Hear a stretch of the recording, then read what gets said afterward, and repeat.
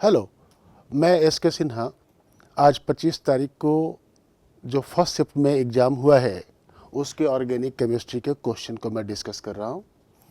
तो सबसे पहले हम लोग देखते हैं which of the given is related with increase in eutrophication of pond water. तो यूट्रॉपिकेशन ये इन्वायरमेंटल केमिस्ट्री से रिलेटेड टॉपिक है। यूट्रॉपिकेशन का मतलब क्या होता है कि पॉन्ड में ऑर्गेनिक डिपॉजिट्स हो जाते हैं, ऑर्गेनिक कंपाउंड्स जैसे जैसे डिपॉजिट हो जाते हैं तो उसके साथ साथ पॉन्ड्स क्या होता है, तो इसके अंदर में जो यहाँ पर बायोडाइवर्सिटी है इसकी डिके करने लगती है और इसके अंदर में बायोलॉजिकल ऑक्सीजन डिमांड बढ़ जाता है। तो इस तरीके से फिर बाद में धीरे धीरे ग्रेजुअली पॉन्ड डेड हो जाता है। तो ये एक छोटा सा कंसेप्ट है एनवायरमेंटल केमिस्ट्री का, यूट्रॉपिकेशन, जिसे जानने की आवश्यकता है। उसी के ऊपर ये क्वेश्चन है। तो यहाँ पे इसका आंसर क्या हुआ कि decrease in biodiversity. Okay, next हम लोग आगे बढ़ते हैं। Which of the given is an artificial sugar. अब ये question chemistry in everyday life का है और आसान सा क्वेश्चन, लेकिन हाँ फैक्ट बेस्ड है। इसमें आपको पता रहना चाहिए कि आर्टिफिशियल शुगर कौन सा है। जैसे एलिटेम है, यहाँ पर तो एग्जाम्पल ये हमारा आंसर क्या है, एलिटेम है। इसके अलावा एस्पार्टेम, सुक्रालोज या फिर सैक्रिन, तो ये सारे नाम एनसीईआरटी में दिए हुए हैं। तो यहाँ पर फैक्ट बेस्ड क्वेश्चन है, आपको पता होना चाहिए कि alitame is an example of artificial sugar. तो हमारा आंसर 3 है। नेक्स्ट हम लोग आगे बढ़ते हैं। Correct intermediate in the given reaction is. ये काफ़ी क्लेवर एग्जाम्पल दिया गया है, रिएक्शन दिया गया है। इस केस में आप देख रहे हैं कि अमाइड के साथ, वो भी प्राइमरी अमाइड के साथ, अगर Br2KOH का प्रयोग किया जाता है तो कौन से इंटरमीडिएट का प्रयोग होता है, कौन सा इंटरमीडिएट बनता है। तो अगर आपने इसके मैकेनिज्म पढ़े हैं हॉफमैन हाइपोब्रोमाइड रिएक्शन का, तो आपको पता चल जाएगा कि सबसे पहले Br2 + KOH मिलकर के क्या बनाते हैं, तो यहाँ पर बनता है OBr- हाइपोब्रोमाइड आयन। और इसके साथ साथ मीडियम कैसा होता है, OH- होता है। तो सारी मैकेनिज्म यहाँ पर आपको ध्यान देनी पड़ेगी कि यहाँ पर किस तरीके से RC≡NH2। तो सबसे पहले यहाँ क्या होता है कि जो हाइड्रोक्साइड आयन है ये इसका प्रोटॉन खा जाता है। ये जो हमारे पास क्या है, अमाइड है, and amide is somewhat acidic. और इसके बाद यहाँ क्या बनता है, NH-, और ये NH- फिर ब्रोमीन के ऊपर क्या करता है, तो ब्रोमिनेशन कराता है। यहाँ पे N ब्रोमो अमाइड बन जाता है। और अगर आपने इसमें और पढ़ा हुआ है, आपको और ध्यान है, तो ये हमारे पास NHBr बनता है।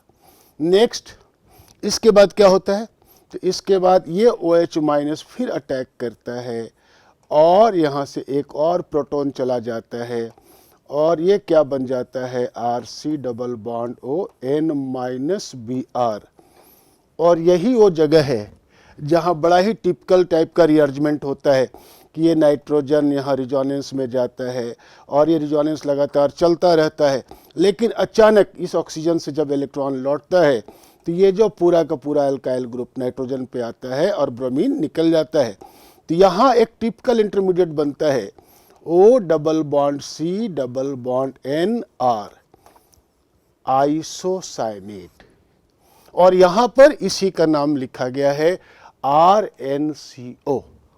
तो कुल मिलाकर के the correct intermediate in the given reaction is alkane isocyanate.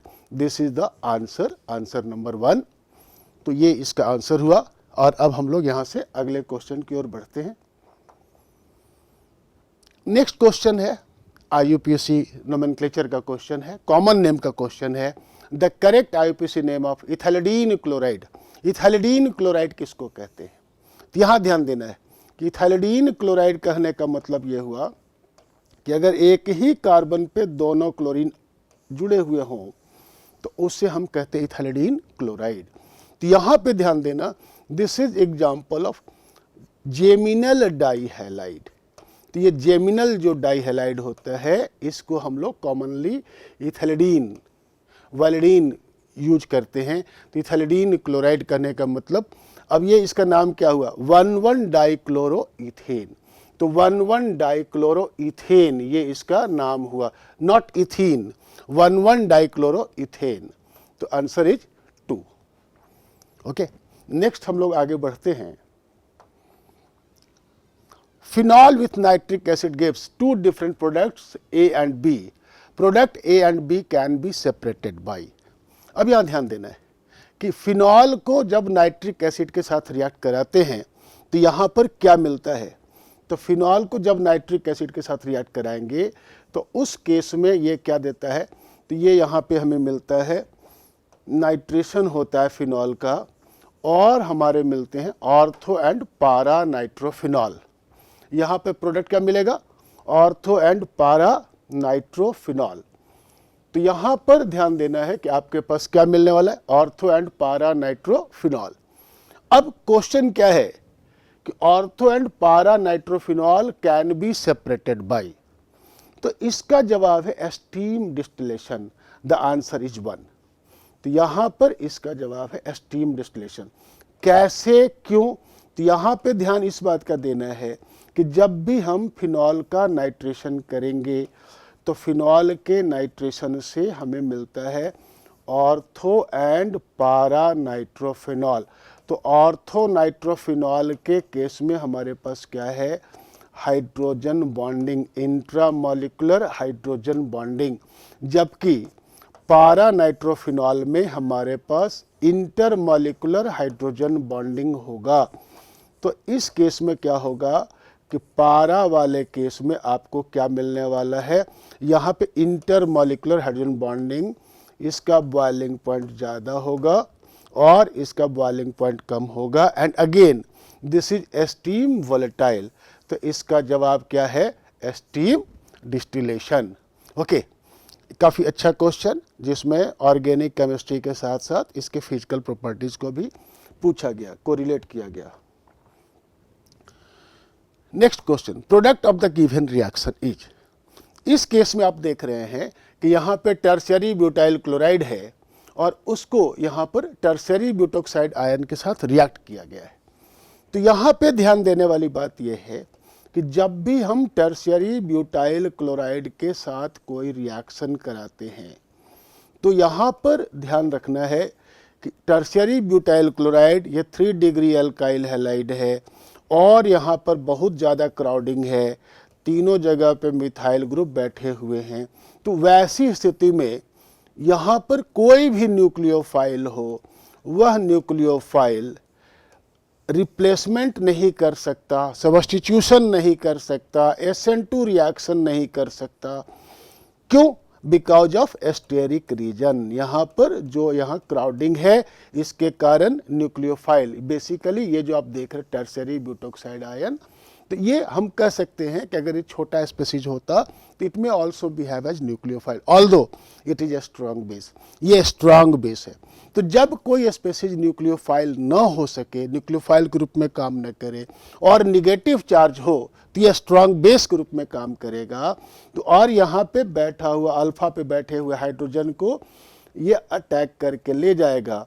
तो यहाँ देखिएगा, तो अगर किसी भी 2 लगातार एटम पे आपके पास एक पे प्रोटॉन हो और एक पे लिविंग ग्रुप हो, तो यहाँ से क्या होगा, 1-2 एलिमिनेशन होगा। एक एटम से हाइड्रोजन जाएगा और दूसरे से क्लोरीन जाएगा, तो कुल मिलाकर के एलिमिनेशन रिएक्शन होगा और ये बन जाएगा ये प्रोडक्ट, समझे, आइसोब्यूटीन। तो यहाँ पे ध्यान दीजिए, ये जो हमारे पास आइसोब्यूटाइलिन है, अब इससे रिलेटेड यहाँ हमारे पास कौन सा ऑप्शन है, तो 2-मिथाइल प्रोपीन। यहाँ ध्यान दीजिए कि ये क्या है, तो 2-मिथाइल प्रोपीन। तो 2-मिथाइल प्रोपीन इज द आंसर। और ये कैसे हुआ, तो यहाँ पे कौन सी घटना घटी, तो एलिमिनेशन रिएक्शन हुआ, E2 एलिमिनेशन, क्लोरीन से क्लोरीन निकला और बगल वाले एटम से H निकले। चूंकि हमारे पास बेस उपलब्ध है तो ये हमारा प्रोडक्ट क्या बना, 2-मिथाइल प्रोपीन। ओके, नेक्स्ट हम लोग आगे बढ़ते हैं। इन the given reaction A is, अब ये काफ़ी अच्छा रिएक्शन फिनॉल का रिएक्शन है CHCl3 क्लोरोफॉर्म के साथ in presence of KOH। Basic medium में फिनॉल का जो रिएक्शन है इसमें क्या बनता है, तो बेसिक मीडियम में हमेशा ध्यान रखना है ये कौन सा रिएक्शन है, reamer टीमैन reaction.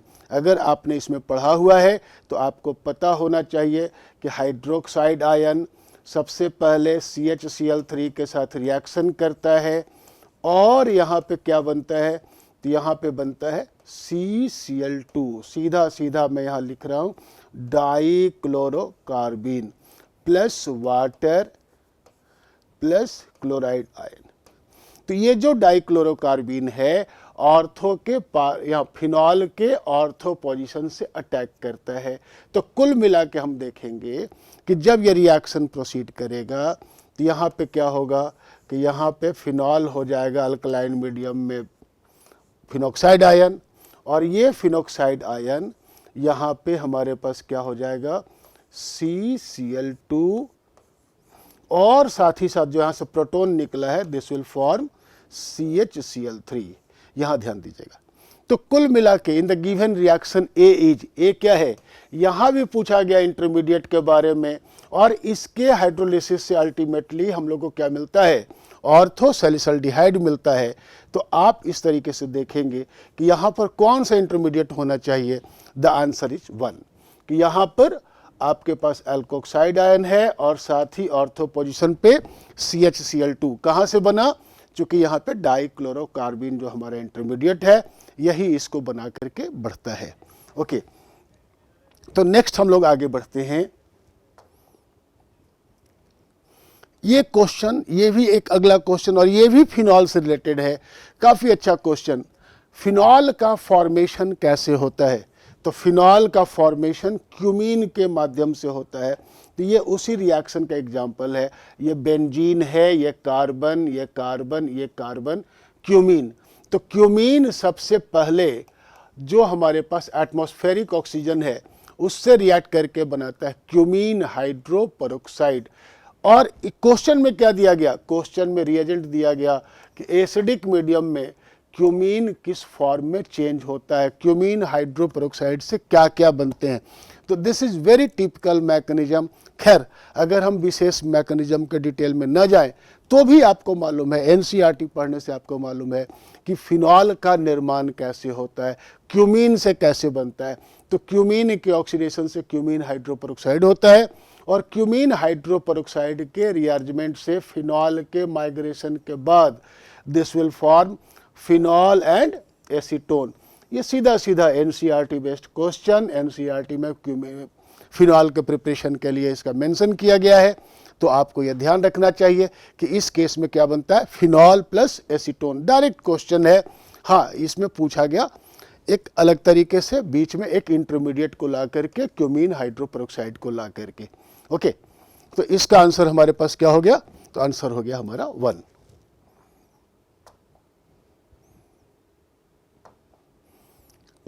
Next, identify the staggered conformation with maximum dihedral angle. यहां ध्यान देना, दो वर्ड है, staggered conformation, staggered and eclipse. Eclipse conformation होता है अगर दो एटम आमने सामने होते हैं, और स्टैगर्ड जब वो मैक्सिमम सेपरेशन में होते हैं। तो यहाँ पे ध्यान रखना है कि स्टैगर्ड कन्फर्मेशन, और जो सामने में एग्जाम्पल दिए गए हैं ये मोर और लेस 4 आइटम के हैं, 1, 2, 3 और 4। तो ब्यूटेन के कन्फर्मेशन दिए गए हैं। तो ब्यूटेन के जब भी कन्फर्मेशन की चर्चा चलती है, ब्यूटेन के 4 कन्फर्मेशन होते हैं, इक्लिप्स होता है, स्टैगर्ड इक्लिप्स होता है, गाउच होता है, पार्शियली इक्लिप्स होता है और एंटी होता है। Identify the staggered conformation with maximum dihedral angle. तो डाइहेड्रल एंगल क्या होता है, तो दो डिफरेंट प्लेन के बीच का एंगल। तो यहाँ पर हम रेफरेंस में उसको मिथाइल वर्सेज मिथाइल ले सकते हैं। तो यहाँ मिथाइल के बीच का डाइहेड्रल एंगल कितना है, तो 0 डिग्री। यहाँ मिथाइल वर्सेज मिथाइल के बीच का डाइहेड्रल एंगल कितना है, तो 180 डिग्री। यहाँ मिथाइल वर्सेज मिथाइल के बीच का डाइहेड्रल एंगल कितना है, तो यहाँ पे 120 degree. This is partially Eclipse. And यहाँ मिथाइल वर्सेज मिथाइल कैसे हैं, तो ये गाउच में है और यहाँ पे एंगल कितना है, 60 डिग्री। ओके, अब यहाँ मैक्सिमम डायहेड्रल एंगल कहाँ है? तो जब हम एंटी में देख रहे हैं, तो ये केस हमारा एंटी का है, इस केस में हमारे मैक्सिमम डायहेड्रल एंगल हैं। तो ये हमारा आंसर होगा। मैक्सिमम डायहेड्रल एंगल के साथ कौन सा कन्फर्मेशन है? तो जवाब है एंटी। ओके,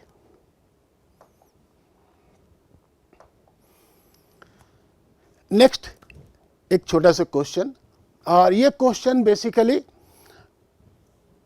इसको आप कह सकते हैं कि एनसीईआरटी के एक्सरसाइज 1 या फिर हाइड्रोकार्बन से भी रिलेटेड, थोड़ा सा न्यूमेरिकल ओरिएंटेड इसको टर्न किया गया। 5 gram of pent 1 ene react with how much gram of Br2 completely rounded off to nearest configuration. 5 gram of pent 1 ene.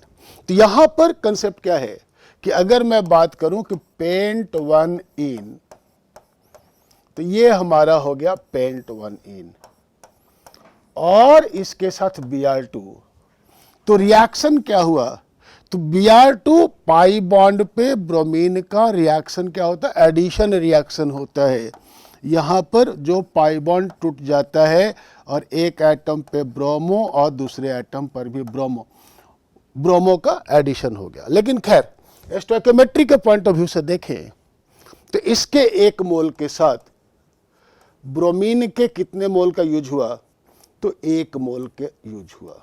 तो इसी कंसेप्ट को यूज करते हुए हम लोग इस क्वेश्चन को बना लेंगे।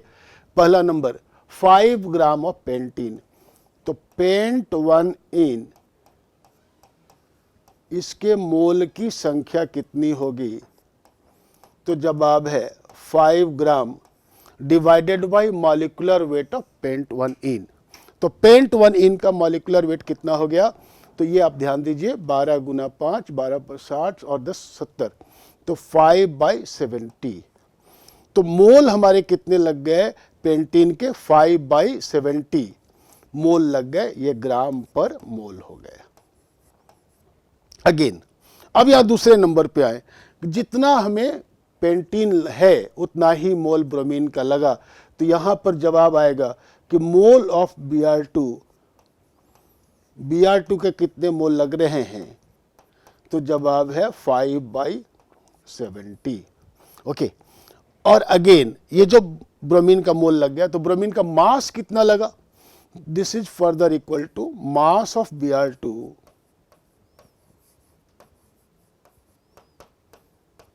5 divided by 70 into 160।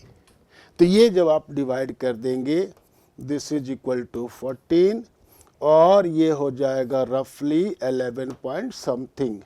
Okay, 11.4 and something जो भी होगा।